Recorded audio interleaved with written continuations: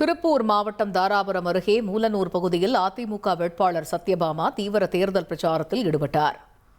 தூரம்பாடி பகுதிக்கு சத்யபாமா வாக்கு சேகரிக்க சென்றபோது விவசாயிகள் நெல் கதிர்களை வழங்கி உற்சாக வரவேற்பளித்தனர்.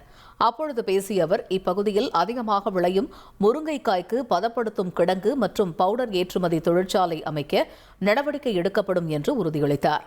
இதன் மூலம் இப்பகுதியில் உள்ள மக்களுக்கு வேலைவாய்ப்பு உருவாக்கப்படும் என்றும் அவர் தெரிவித்தார். மேலும் சாலை வசதிகள் இல்லாமல் அவதிப்படும் விவசாயிகளுக்காக புதிய சாலைகள் அமைத்து தரப்படும் என்றும் உறுதியளித்தார். இந்த நிகழ்வில் அதிமுக மற்றும் கூட்டணி நிர்வாகிகள் பலர் கலந்து கொண்டனர்.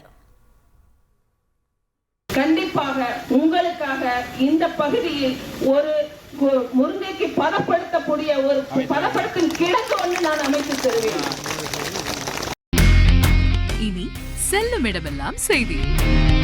தந்தி டிவியின் வாட்ஸ்அப் சேனலை ஃபாலோ பண்ணினா செல்ல இருக்கும் இடமெல்லாம் செய்தி.